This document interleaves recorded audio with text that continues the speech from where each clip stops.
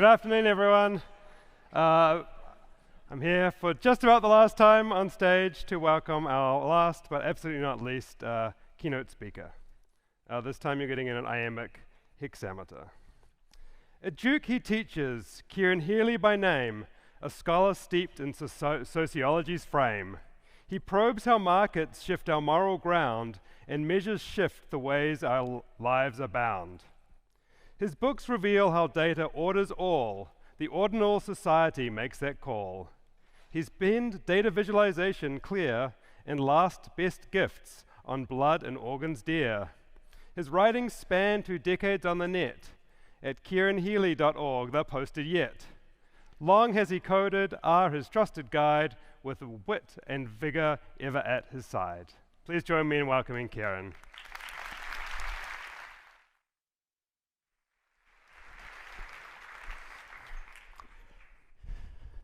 Good afternoon, everybody. Thank you for coming. Thank you for staying right till the end. I'm sure everyone is quite tired. The good news is this talk is mostly pictures. Yesterday, Hadley showed you all ggplot. Well, this is OG ggplot. I am a sociologist interested in data visualization. And like most of you, I work with quantitative data quite often. And I think visualization is a good way to help me investigate it and understand it. It's also a great way for me to take something that I've found and quickly show it to somebody else. Maybe I want to explain it to other people, or just as often, it's a way for me to ask a question, to say, I don't understand what's happening here, or what the hell is this? A bit more generally, I'm also interested in how data and the tools that we have for collecting and analyzing data have transformed the world around us. And in that regard, I think of data visualization as a kind of synecdoche for data science as a whole, or for the use of data in society. It's part of a bigger thing that can stand for the whole thing. So for me, thinking about data visualization naturally leads to these bigger questions. As researchers and data analysts, how should we think about our tools and techniques? What's the relationship between our data and the world that it's about? And how does that get encapsulated by the graphs and visualizations that we draw? All of these things, I think, have been transformed, indeed revolutionized over the past few years as the scale and scope of what we can do with data has just gotten more and more powerful.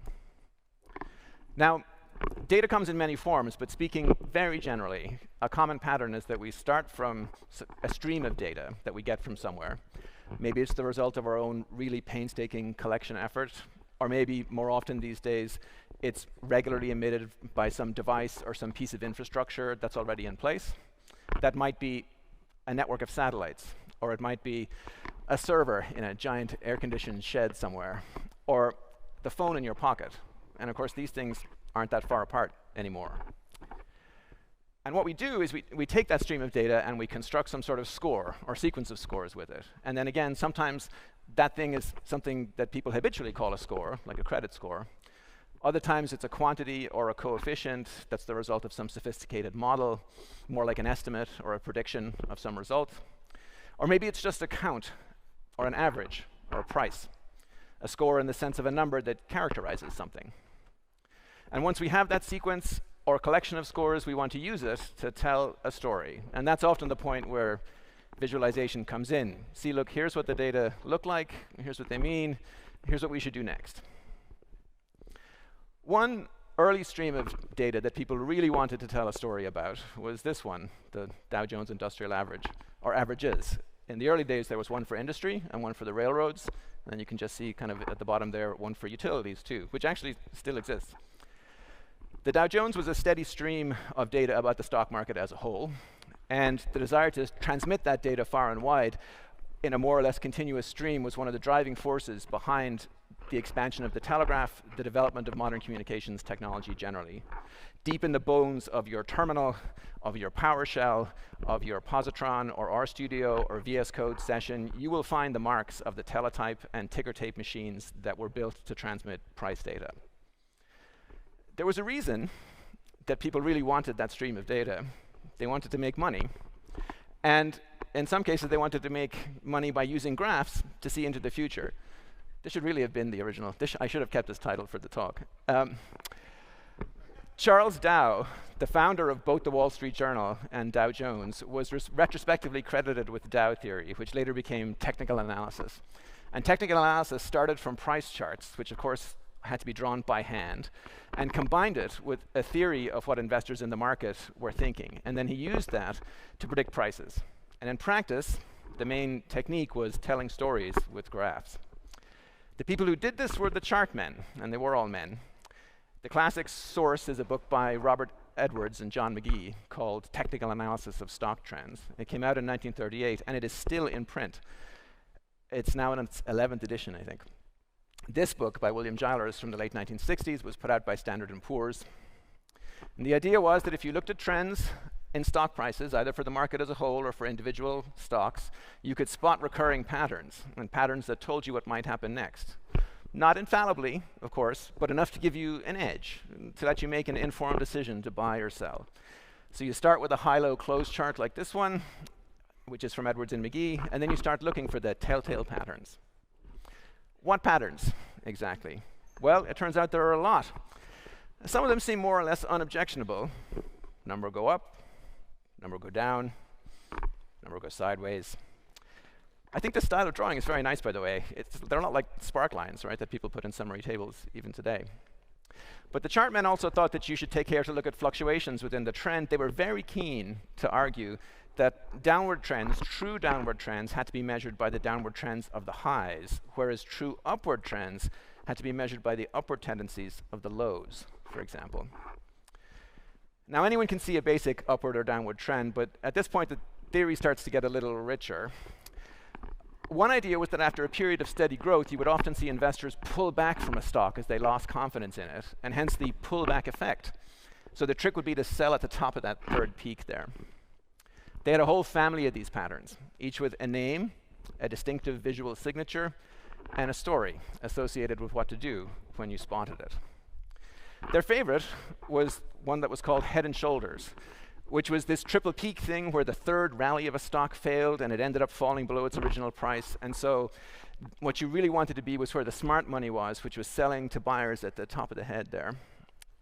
As I say, the underlying theory here was a kind of psychology of market segments, which is not an unreasonable idea. John Maynard Keynes made a lot of money in the stock market in his day and once remarked that the business of the investor was to predict what average opinion thought average opinion would be. It's a good idea. By the way, I've often wondered if the anti-dandruff shampoo was named after this phenomenon, and I honestly think it was. Procter & Gamble introduced Head & Shoulders in 1961, and it was marketed as a medicinal cream to well-dressed men embarrassed about getting dandruff on the collars of their suits. Men who, as you can see here, looked at the stock prices in the paper. Anyway, the chart men didn't think these patterns were iron rules or laws of nature. They regularly cautioned that you can't just look at the chart and read the future. Obviously, because if you could, then everybody would be doing that. But they were still committed to the theory, to the story. And this led them, understandably, to develop what a philosopher of science might call some auxiliary hypotheses to save the main idea. For instance, maybe some data doesn't quite fit the head and shoulders pattern. That's probably because sometimes head and shoulders patterns are complex, like maybe you have two heads. Or two shoulders, four shoulders. You already have two shoulders. Maybe sometimes there's a failure pattern, either at the bottom or at the top. And of course, when I say a failure pattern, what I mean is that the world has failed us in some way. Not the theory, because our theory knows about failure patterns. We have a name for them and everything. So the technical analysts, the chart men, pored over charts like this, and they made their recommendations. They told their stories with their data. What killed this theory in the end was the rise of the efficient markets hypothesis in its various forms. And that's the idea that in something like the stock market, asset prices reflect all available information, or at least all publicly available information about an asset. So in the short run, prices follow a random walk. That means you can't consistently beat the market, at least not like this. The technical analysis people were just reading patterns into noise. Sure, sometimes it worked. But in the long run, you wouldn't outperform an index fund, except by luck. I wanted to write a little tiny bit of code to generate a random walk of stock prices, and I was kind of hoping it'd produce one of the standard patterns, and I put in my seed for today's date, and sure enough, it did on the first try. The thing about the chart men is that there's nothing untrustworthy about their data. The stream of information they used came straight from Dow Jones. And as for the score, well, the thing about technical analysis is that it wasn't that technical. Really, the only score or technique they used was putting the numbers into graphs, which was a painstaking business. You had to do it by hand. And there's nothing wrong with the graphs either, considered as graphs. Some of them are really good. What's wrong, of course, is the story, which is nonsense. And now, we don't like to think of ourselves as the sort of people who'd be taken in by something like looking for head and shoulders patterns in price charts. And certainly we don't want to think of ourselves as the sort of people who are inflicting some version of this sort of thing on our audiences. For one thing, you might say, look, I'm not trying to predict the future. I just want to describe something that happened. I just want to explore my data. Or you might say, hey, I actually have a real theory, a proper theory that can explain the thing I'm showing you. I have real evidence. But this tendency really is pervasive. Here's an example from a few years ago. Vox published a story discussing this startling rise in the availability of fats, especially vegetable fats, in people's diets. It was pretty widely circulated. That word availability should alert you already to that there might be something going on, because the availability of something in your diet isn't the same as you actually consuming it.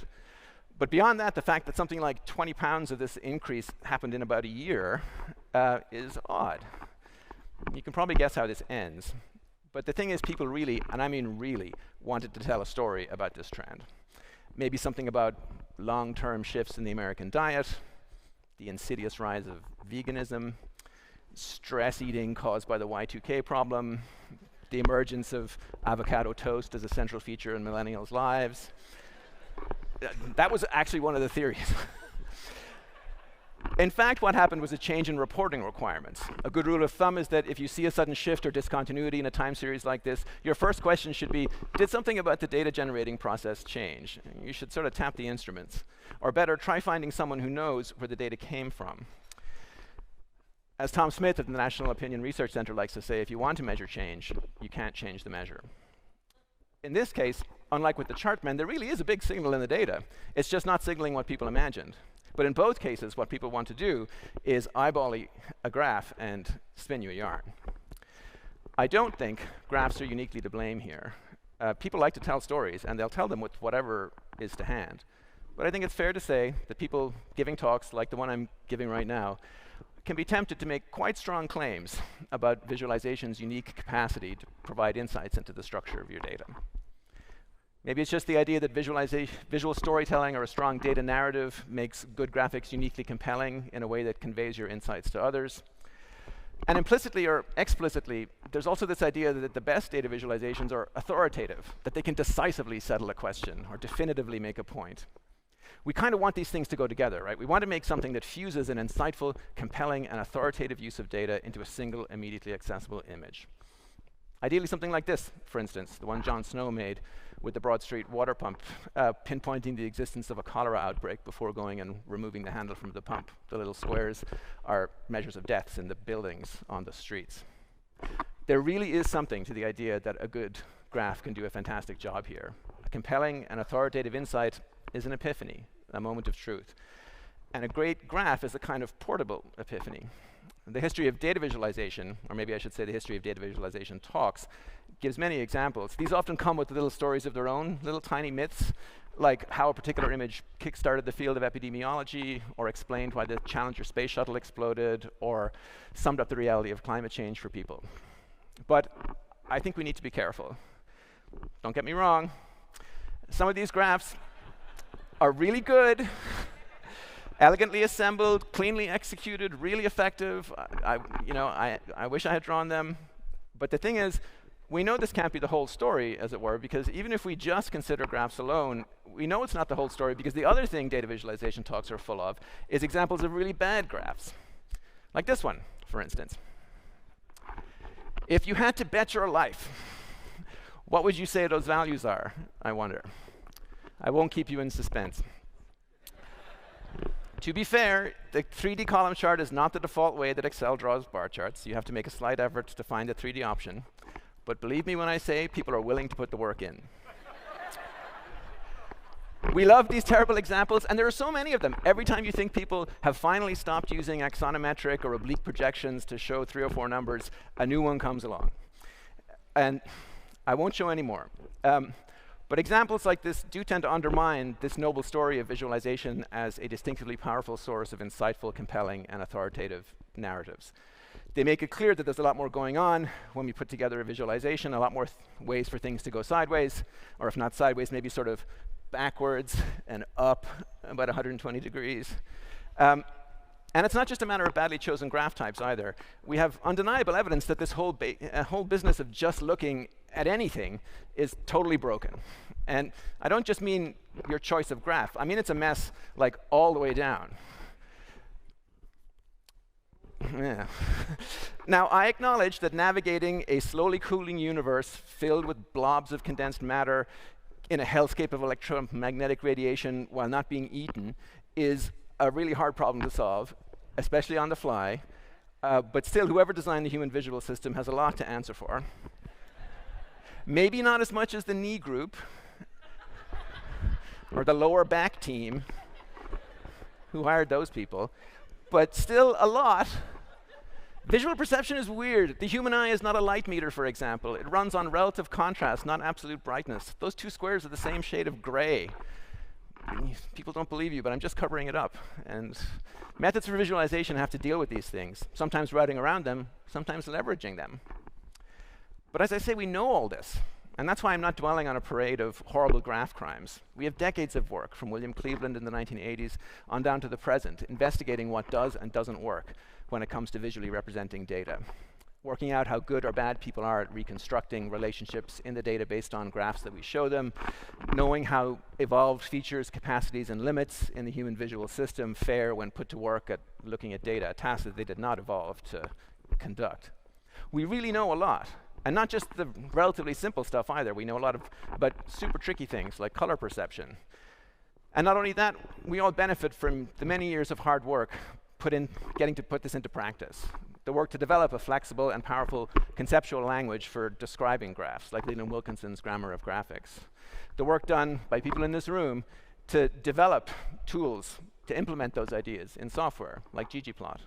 The work to integrate it with other freely available tools, developed in the same spirit of openness and cooperation, in a giant collaborative enterprise that lets me sit in my kitchen and pull down, process, and visualize, say, 40 years of global sea surface temperature data, where each day has about 4 million observations, as if that was a reasonable thing to expect to do in your kitchen. It's not even a very nice kitchen. It's not even remodeled. So this is where we are now. Version 4 of ggplot has just come out, and congratulations to everybody involved in getting it out the door. As June pointed out in the announcement, ggplot is old enough to vote now. Unlike most 18-year-olds, it is mature, well-organized, and stable. And so are other visualization packages and frameworks and toolkits in the R community and beyond it, in Python and the JavaScript people, and many more besides. We really are in excellent shape. Our software is reliable in the sense that it does what we expect it to do. It maps quantities and features to points, lines, shapes, and colors in a perceptually accurate way. The way we work is also increasingly reproducible. The tools that we have for scripting, testing, and rebuilding our work are better than ever. The people who make Quarto have been doing fantastic work to make it easier than ever to produce and publish reports, articles, and books, while still keeping things based on code that we can rewrite and rerun. Then there's that last part. We want our visualizations to be trustworthy in some general sense. Are they? Can they be? And what exactly is the role of software when it comes to making our work more trustworthy? After all, when someone tells you a story, when someone shows you a graph and gives you an interpretation of it, you want to know whether you can believe them, whether you can trust it. Here's why I think this is worth emphasizing. I think that whatever it is that makes a data visualization trustworthy, it isn't really something you can include in the graph. If you look at stock examples of bad graphs, especially older ones, it's kind of comforting because most of them look really janky. And the same goes for contemporary examples of bad marketing materials or from media outlets trying to spin some ridiculous visual summary of polling data. They don't look trustworthy. It's possible to make janky graphs with ggplot, but you kind of have to work at it. By default, ggplot makes a lot of good choices for you. And this gives it what you might call a kind of aura of plausibility. Whatever data you're showing and whatever story you're telling, benefits from a kind of rhetoric of credibility that's built into the software, more or less out of the box. With just a little bit of extra work, you can polish up your dot plots to make a poster, or if it's your job, you can make an effective visual argument in the Financial Times, like John Byrne Murdoch does there, or a beautiful, well-thought-out contribution to Tidy Tuesday, like Cedric Shearer does in the bottom right corner there. So what does that mean, to trust a visualization? As you might expect, there are large social scientific and philosophical literatures about trustworthiness. And like in many social scientific literatures, if you read them, you find that empirical studies confirm that trust has many dimensions. It's also really quite hard to measure, and it's very complicated. And like in many philosophical literatures, if you read them, it turns out that trust has many senses, and is really quite hard to give a unified account of, and is very complicated. Ever since the work of Annette Beyer, the philosophical literature has made this distinction between trust and what gets called mere reliability. Now, in ordinary speech, trust can mean reliability too, but the idea is that our everyday way of talking is fairly loose, and it runs together something that's worth making a distinction about. And the argument is roughly that there are a lot of things in people that we rely on without actually trusting them. In particular, if they failed, we wouldn't say that we expected an apology from them. We wouldn't feel betrayed. We wouldn't feel that we'd been lied to. So for example, I might rely on you having a USB cable I can borrow in an emergency if I want to give a presentation, because I know you're the kind of person, I know you're out there, who has a bag full of cables for all kinds of things, and you've always had one before when I've asked to borrow one. But if I needed one and you happened not to have your bag with you one day, I couldn't reasonably say that you had betrayed my trust. Or I might rely on my alarm clock to wake me up, but if it failed one morning, I'd be making a kind of mistake if I thought that it owed me an apology. Another philosopher, Kieran Healy, argues that trusting someone to do something means, first of all, believing that they have a commitment to doing a thing, and then relying on them to meet that commitment. A trustworthy person keeps their commitments. And when you mistrust someone, it's because you think they have a commitment to something, but you doubt that they can be relied on to meet it. What's interesting about Hawley's view, amongst other things, is the negative implications of that, because being trustworthy for her is mostly about making sure you don't end up getting stuck with commitments that you can't, won't, or don't fulfill. Being trustworthy doesn't mean taking on as many commitments as you possibly can. Being trustworthy doesn't mean that you have an obligation to be responsive to every single demand made of you. Being trustworthy doesn't mean that you're answerable to literally anyone. Now, in a talk like this, I can't give these ideas the room they deserve, but they're useful when we think about what we're looking at when we're looking at data and we're showing visualizations. Because even in quite technical discussions, I find that when we're talking about how we should proceed or what should we do, again, even in quite technical discussions, the topic moves very quickly to issues of social relations, of people's roles, and the expectations associated with these roles, what we can reasonably expect. Not so much the technical issues, but sort of the context in which they're embedded, and whether we can, what should we expect of others, and what are the limits on those expectations. And this is a general feature of any kind of organized knowledge production. Data visualization is a good case because a graph is such a deceptively simple and portable object. When you make a graph and tell a story with it, all kinds of norms and expectations get compacted down into this single thing, into an image meant to authoritatively convey some structured bit of information to somebody. And when you tell a story with your data, you're implicitly warranting it. You're making some commitments. You're not offering an unconditional warranty. You're not beholden to everyone for all time. But questions of trust do arise. So when you look at this modern classic of data visualization, for example, what I made, you might ask yourself, can I trust this? Does it look like the person who made this knows what they're doing? And if you spent any time looking at graphs, then you know the answer is absolutely not, which is too bad. I mean, look at these beautiful drop shadows, that finely textured wood grain, the tasteful use of papyrus, the king of off-brand herbal tea fonts. What could be more warmly authentic? No. As a seasoned consumer of visualizations, you know that you're better off relying on something more like this, something with a higher data-to-ink ratio, as Edward Tufte would say. Although you might also think we could do a little better, maybe something like this. This is a Cleveland dot plot. Here, the x-axis doesn't go to 0, just covers the range of the data. That's ggplot's default behavior, and it's the default behavior in most modern visualization toolkits. By the way, here's some advice. Any graph with a categorical axis and a continuous axis is really a kind of table in disguise. So put your categories on the y-axis, that is in the rows, and the continuous value on the x-axis. No more faffing about trying to rotate your text or your head. For many audiences, a graph like this is perfectly fine. But it's easy to think of cases or audiences where the reaction might be quite different. Here's a graph comparing all-cause mortality in 2020 to the years 2015 to 2019 for the United States. If I share this on social media, I guarantee you that someone will yell at me that I'm being misleading because the y-axis doesn't go to 0. They will demand that it should be changed, or they will personally insult me. I guess I should say, and they will personally insult me. I can guarantee this because it's happened several times. The people who complain insist that it should look like this instead. Now, oh, sorry, we went a little too far there. Let's go back one, like this instead. This is worse. It's not wrong, but it's worse. There's no real need for the y-axis to go to 0. For one thing, the relevant baseline comparison is already in the graph. It's the gray lines that show what's happening for the 5 years prior to COVID. And second, there are over 340 million people living in the United States, and nobody reasonably thinks that there are weeks when nobody dies. The thing is, though, you can't do much in the graph itself to make this point to someone who is looking at it. Maybe they know and accept the point, maybe they don't.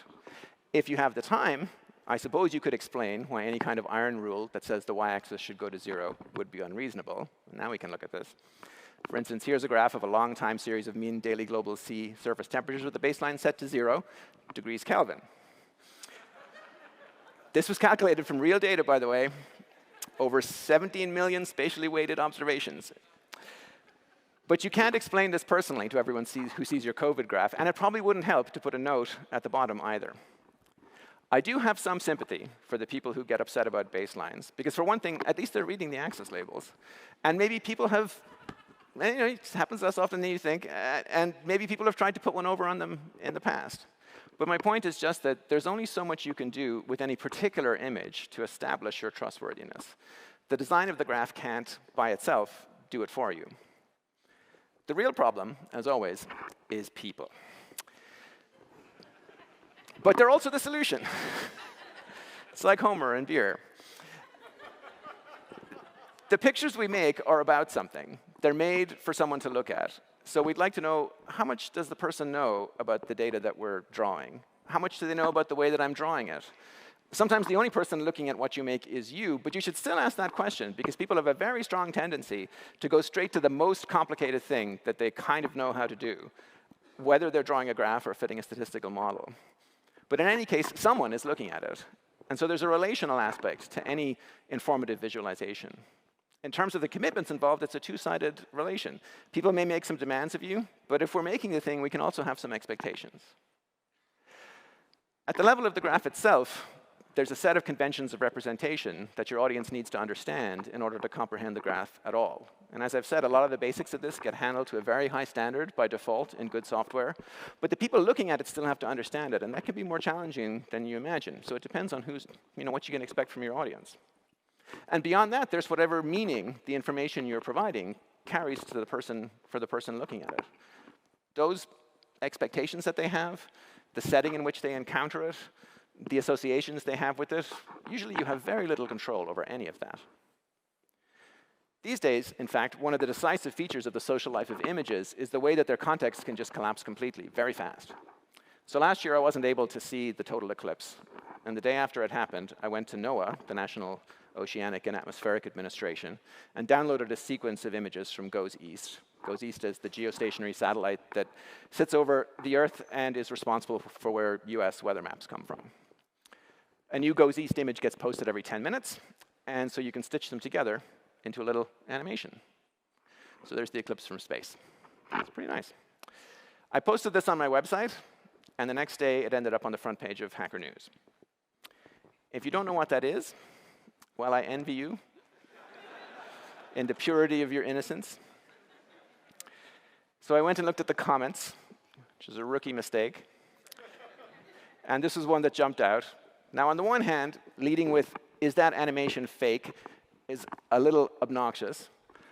On the other hand, it's kind of a reasonable question to ask of a context-free image. I mean, this person is right. You can see the clouds on the dark side of the Earth in that image if you rerun it, and you can't really see the clouds at night from space like this. So what's happening? Well, the camera on Goes East isn't a Kodak Instamatic from 1968 or something. It's an array of image sensors that look at different parts of the spectrum, and some of those are in the visible part of the light range, but other sensors look at cloud coverage via the infrared.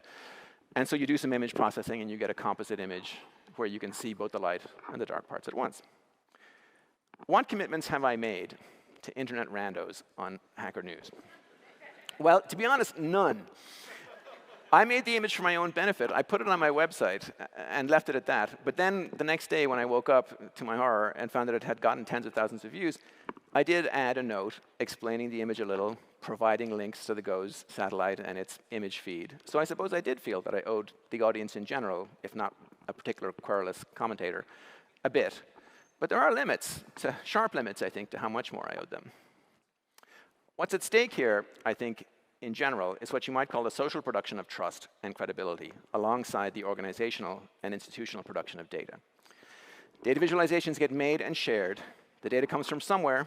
The image is made by someone using some pipeline of software tools. What we want to know is whether that process is reliable and whether the people behind it are trustworthy. And even though you can partially, I contend, institutionalize and formalize many aspects of that process, at its core, you can't fully automate it. Now, don't get me wrong. Software can help a lot, especially with reliability. I said earlier that reliability and reproducibility were related. Resources like CRAN, tools like PAC and RENV and targets can do a tremendous amount to impose order on the unruly business of analysis and reporting and visualization pipelines. But even though these tools give us a lot, their creators don't present them as some sort of panacea. They can't, and they're not meant to, eliminate the need or automate the process of discovery. They can't, and they're not meant to, eliminate the need for people who know what they're doing.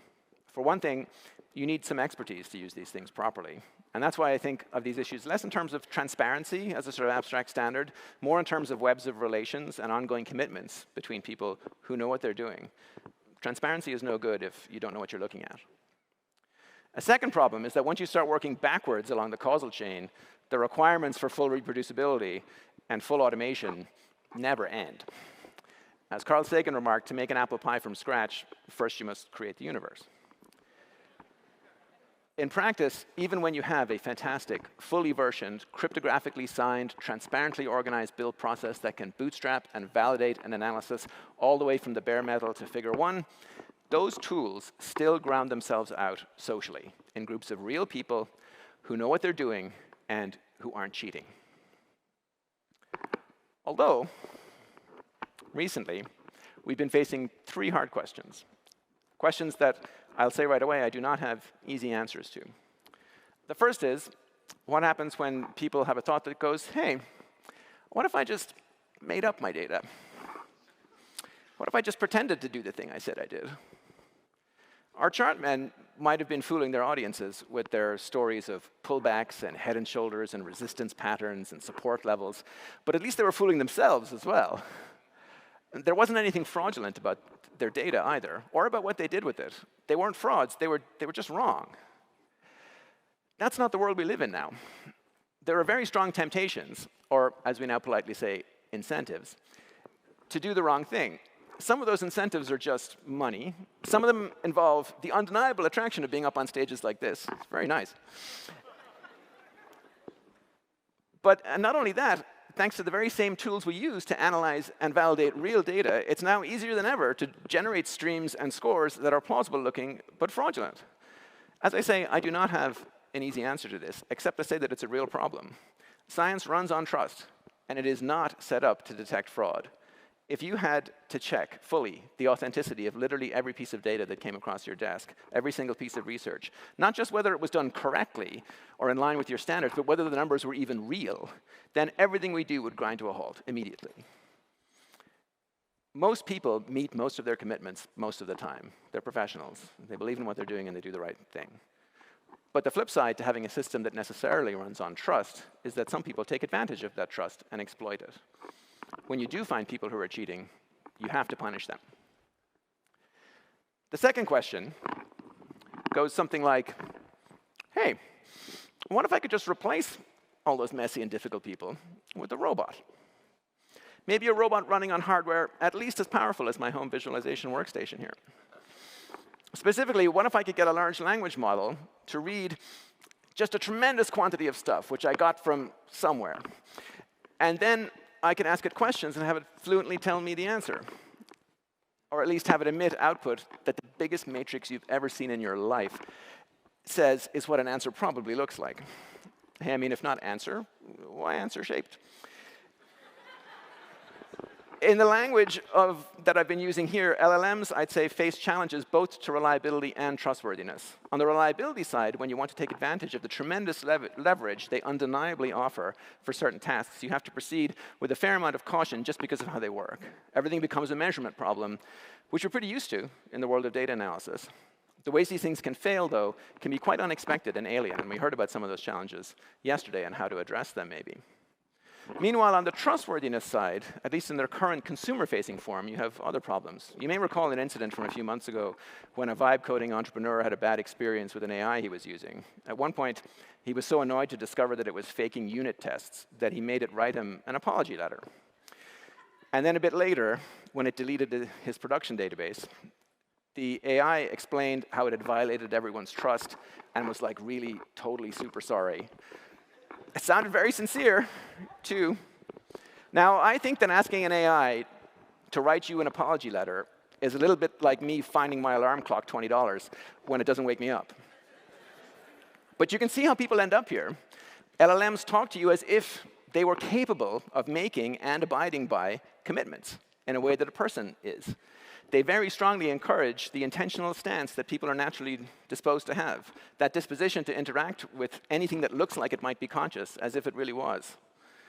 What LLMs often find it very hard to do is to say, no, that's not something I can reliably do, or I don't know the answer, or actually I should just leave this blank. That is to refuse to take on commitments that they can't meet, in a way that a trustworthy person would refuse to take on commitments that they can't meet. Instead, if a task is nominally within its scope, an LLM will often keep insisting that it has things figured out this time. Now, you might reply, skill issue. Engineer your prompt so that it doesn't do that. Fair enough, and I'm not saying it can't happen. But then you are in a strange sort of world where you're trying to evoke quasi-trustworthy behavior by writing the robot a begging letter, and then sort of rolling 46 against your charisma, while still being personally responsible for everything that it does. Right now, it does seem like this tendency is built in to the current generation of LLMs. A recent paper, just this month, by a group of OpenAI researchers is consistent with a lot of prior research on this topic. The authors note that LLMs have a really hard time saying, I don't know. And they discuss how this has its origins in pre-training and why it persists in the face of attempts to eliminate it in post-training. One of several forces pushing things in that direction is the way that benchmarking consistently rewards providing an answer over saying, I don't know. Of course, this might improve or be solved in the future, and there are ways it can be more or less mitigated. But right now, it's kind of built into AIs that they tend to overcommit in this way, and that's what makes it hard to trust them. In a way, it's like the HAL we've ended up with is untrustworthy like the old HAL, but for totally different reasons, like for the opposite reason.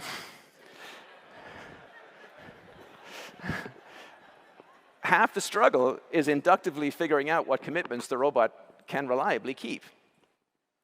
The third question is about where data comes from. If we take the perspective of, let's say, the last 2 centuries, there's been an absolutely mind-boggling expansion in the capacity of organizations to collect, maintain, and analyze increasingly large quantities of data. That began with the expansion of states as compulsory organizations looking to collect information about their own populations and territories. It was enhanced by other formal organizations, the modern corporation, doing similar things on a smaller scale, and it was supercharged by a series of revolutions in information technology that we're still living through. If we take the perspective of, let's say, the last 2 fiscal quarters, then a lot of things a lot of people have taken for granted about the state's continued capacity for the collection and analysis of data is very much in question. That word mere in the phrase mere reliability, the one that the philosophers use all the time, suddenly appears a little complacent, as questions of institutional reliability and trustworthiness are on everyone's mind. All I want to emphasize here is the tremendous degree of reliance that we have on a data collection infrastructure that consists mostly of public institutions or the product of work done funded by public institutions, by people trained at public institutions, and on tools that are produced and contributed to voluntarily or engineered and maintained in the public domain. One last example of the difficulties involved with getting a stream of data, accurately producing a score, and telling a visual story in a trustworthy way. NOAA is one of several international organizations that has collected, managed, and distributed climate data over the years. Thanks to those efforts, we have a number of carefully maintained time series of sea surface temperature measurements, some going back well into the 19th century. Some years ago, there was quite a bit of debate in the scientific literature about how this particular time series didn't quite line up with other data that we had from other sources of measurement. In particular, the sea surface data seemed to indicate a kind of pause or plateau in warming in the post-war period, beginning around 1940, when other indicators did not. Some very careful work by various scientists, not all of them working in the same group or anything, but a lot of independent work, established what was going on. It's one of the basic but repeatedly forgotten lessons of the sociology of science that measurements come from somewhere and are eventually turned into data. The sociologist Bruno Latour liked to think that there was a moment when they passed from being a thing in the world into being a record. How do you measure the ocean surface temperature in the 1800s? If you're part of the Royal Navy, and oceans are battlefields, you do that with a wooden bucket thrown over the edge of your ship. Eventually, though, sailing ships get replaced by steam and then diesel engines, and the method of getting the temperature changes. On newer ships, you measure the seawater that's pumped into the engine room to cool the engines, before you use it to cool the engines. And the water, that way, tends to be warmer than water hoisted up in a wooden bucket, because a wooden bucket is not a good insulator. Then later, someone digitizes a lot of US Navy logbooks and adds them to the time series. That makes for more warm-biased measurements, especially for years when there are suddenly a lot more American Navy ships floating around in the North Atlantic, like starting around 1940, for some reason. And so you get a spike in apparent ocean temperatures, which makes subsequent years look like they plateau for a while. And thus, the so-called bucket correction is born, or score needs to be adjusted. Later, temperature sensing gets done in other ways that are more comprehensive, more standardized, more automated. The end result, or one end result, is me taking advantage of all this careful work, instead of remodeling my kitchen, to draw a picture on my laptop. Actually, more than a picture, we can make an animation with it. This is an animated recreation of a graph you might have seen circulating in a few places. I'll set it running. We're just tracing changes in daily global averages year after year. The graph employs the standard virtues of ggplot, a layered structure where we try to highlight the elements we're interested in, where we repeat design elements in a way that lets the viewer follow the structure of the data and the graph more easily. Conceptually, it's just the same as the COVID figures I showed earlier. It's just animated, thanks to Thomas Lynn Peterson's ggAnimate package. The thing is, the trustworthiness of this visualization has very little to do with the graph directly. The trustworthiness comes from a web of actors that includes government-sponsored data collection, private sector organizations, universities, scientific institutes, individual technicians, researchers, scientists, engineers, staffers, midshipmen, all making and meeting their commitments to one another. If you think all of that is fake or a put-up job, there isn't anything I can draw. There's no mark I can put on a page or a screen that can fix that. You're here. Data visualization is a terrific tool to learn about streams of data and to make sense of the scores that you calculate from it. It's one of many tools that we have in data science. It has some special properties because of its ability to condense those streams and scores into images that you can tell a story with. But that's all the more reason for us to be wary of finding ourselves using it to spin yarns. There are a lot of ways for our story to go wrong. Our tools won't and can't save us by themselves. The important thing is not to lose sight of the collective, cooperative character of the whole enterprise, the part that Vicky Boykus calls normcore tech. That's the thing made out of all those people who just know a bunch of really specific stuff, much of it particular or local knowledge about how something works, or a specific data set, or what something is made of, or why you just broke that by mistake, and how to fix it.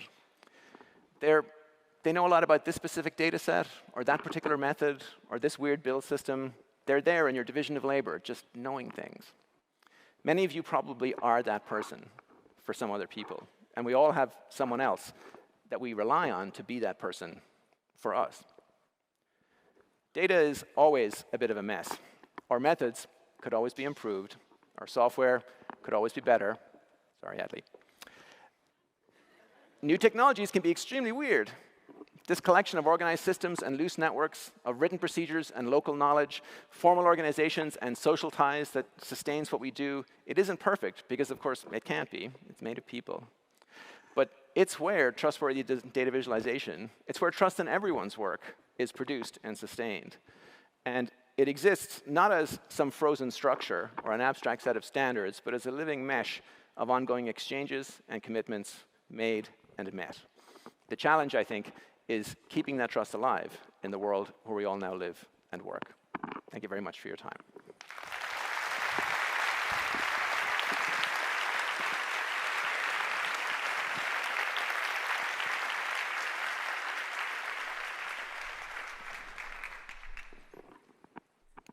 Thanks, Kieran. So we have time for a few questions. Remember, if you want to ask any questions of Kieran, you can find the Slido link in the app. I thought I would start with a personal question. Okay. I noticed you shared a number of ggplots, and none of them use the default theme. Why do you hate me? When someone sets such a high standard, it's hard to, you don't want to confront it head on. You got to kind of ride around it. Okay, real question. Data collection and presentation has been highly politicized and will likely continue, and that will likely continue in the near future. How can we as data consumers survive in this environment? You have to know where your data comes from and who's making the visualizations and why they're making them. I mean, I think the whole thrust of the talk is that both as data consumers and as data producers, the graph can't sustain the weight of managing the politics of truth in a polarized society. It just can't. And so we need to think about sort of how everything else is organized too, the layers underneath. The visualization is like the tip of the spear. It's the thing that is most easy to circulate, for context to collapse around, and for to become the focus of conflict. But really what we want to look at is the stuff underneath that generates the trust or lack thereof. I've got lots of softballs for you, Kieran. How can visualization help when segments of the population have become actively hostile to anything fact-based? It can help in the same way that all the other tools that we have can help.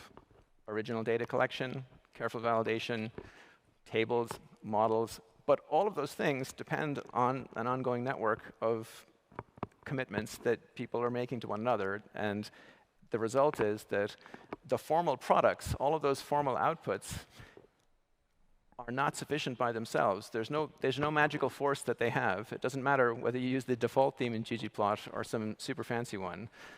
That's not going to be enough to change somebody's mind.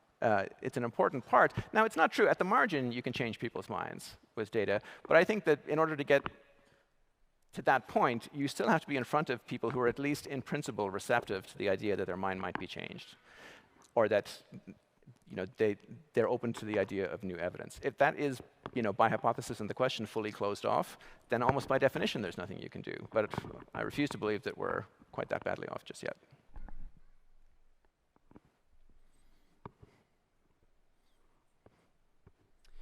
With AI now allowing us to kind of create images on their own, like what does that mean? Do you think that makes reproducibility and open source even more important? It makes it more important, and it makes it sort of weird and difficult, because it's clear that what's happening, I mean, a company like Posit, and you're representative of everybody is facing this challenge, but you think of organizations like this as really having built their reputation over the last decade on reproducibility and code. Like, that's why you're supposed to switch to RStudio and move away from Excel and things like that, right? It's because you can write code that you can then validate and test and make it reproducible. And then in the AI case, in the middle of that argument about openness and transparency and reproducibility, you throw this kind of hand grenade that explodes into this kind of writhing mass of a thing that you're not quite sure how to control yet. And now, ideally, in the near future, we'll know one way or the other whether it's reliable. But it's a real kind of spanner in the works. And I will say, just to add that, like, the AI on the analysis side is what's posing that challenge. And then also kind of certainly in the social sciences, and I think beyond, there's a similar or analogous problem on the data side, because similarly we have all this push towards open and accessible data as the source of where the best science comes from. But at the same time, in many cases, there's never been higher returns to people's careers to being able to get a hold of a special trove of data from, say, like a social media company or some other that nobody else can get access to. And you can make your, so there's this strange bifurcation that's happening both at the level of data and at the level of analyses that's posing. I think there hasn't been a sort of upheaval like this on both of those fronts probably since the advent of computing as a standard way to do data analysis at all. And so we're not sure what's going to happen. Yeah, I think a hand grenade's a good metaphor. I mean, like one of the things, like obviously, like reproducibility, open source, like very highly valued to me, but sort of interesting, like what I've tried to spend a lot of my career doing is like making that as accessible to people as possible by making the software, like, so you can express yourself with software as easily as possible. And it's so like fascinating that like now LLMs give you a way to express yourself like really, really easily and naturally. But maybe it's not always, well, it's obviously not always reliably or not always correct. It's such an interesting like tension and challenge. It's a real dilemma.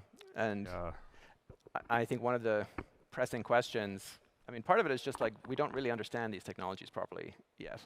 And so one of the questions is going to be, well, is it just going to be the case that it's ineradicably a feature of how LLMs or their successor technologies work, that they have this tendency to overcommit, for example? If that was the case, then you can't trust them in the long run. There won't be a way around that problem other than trying to cage this thing, but it's not going to work. Whereas if there's a solution to a problem like that, well, then that's one big category of problems that would just go away.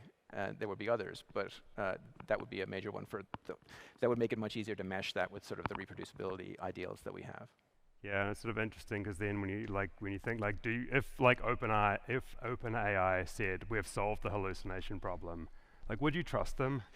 Like, if they said, yeah, there's like, if OpenAI made a plane, would you fly in it?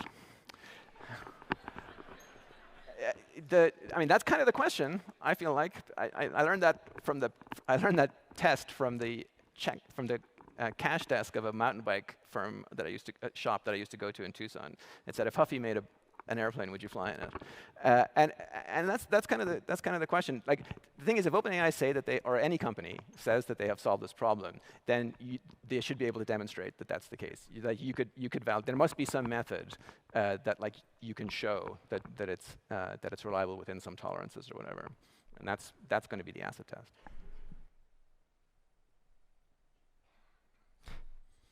Here's a very practical question for you.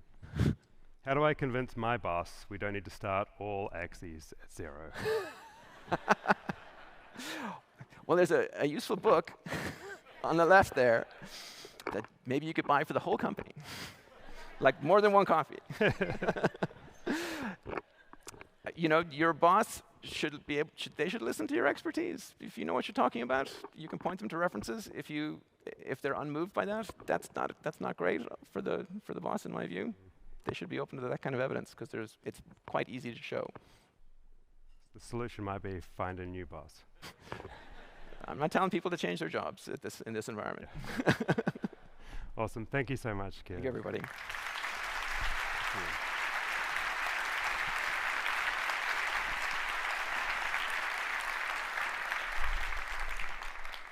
So I have one last duty at Conf, and that is to thank everyone.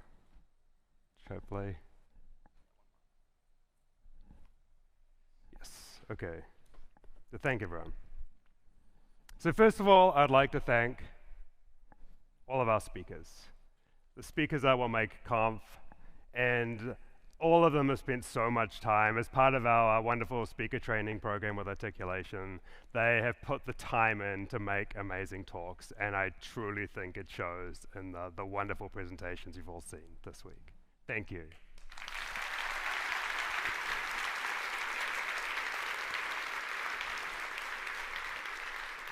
I'd also like to thank our sponsors, AWS.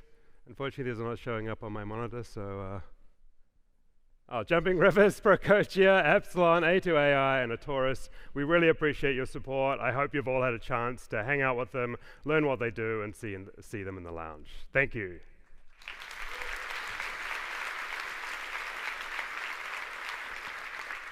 And I'd love to thank all of the other Posit employees. This is truly a team effort.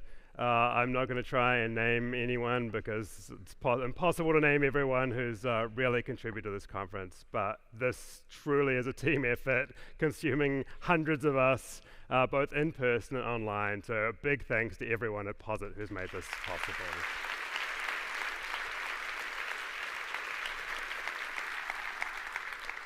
And finally, a big thanks to you for coming to Conf. It's sort of hard for me to express how much joy I feel at the community and the environment of this conference.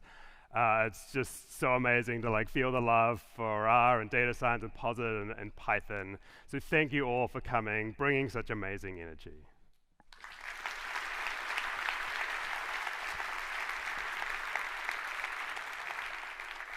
And now I'll finish, one last point. 2 new things this year. First of all, Discord is going to continue to stay open after Conf, so you can stay in touch with all the friends you've made.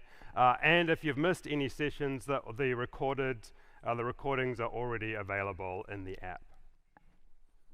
And now for the thing that you're probably actually waiting for, and why you haven't just walked out of this room already. Where is Posit Conf 2026 going to be? I'm very excited to announce that I'll be inviting you to my hometown of Houston, Texas, September 14 to 16 next year.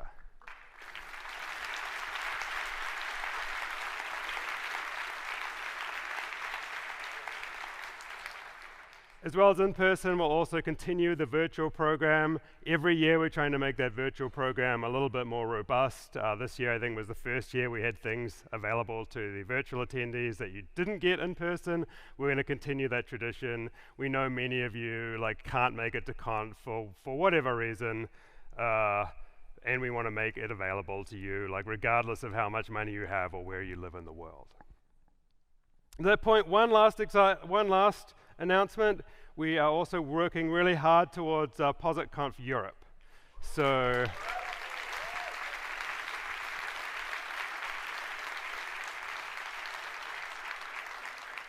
I had hoped to be able to share precise details with you. We're not quite there yet, but we are working really hard to make this happen, probably sometime in the month or so after PositConf US. We'll be announcing that hopefully pretty soon. So thank you very much. Thanks for coming to Conf. Enjoy the rest of your day and see you around.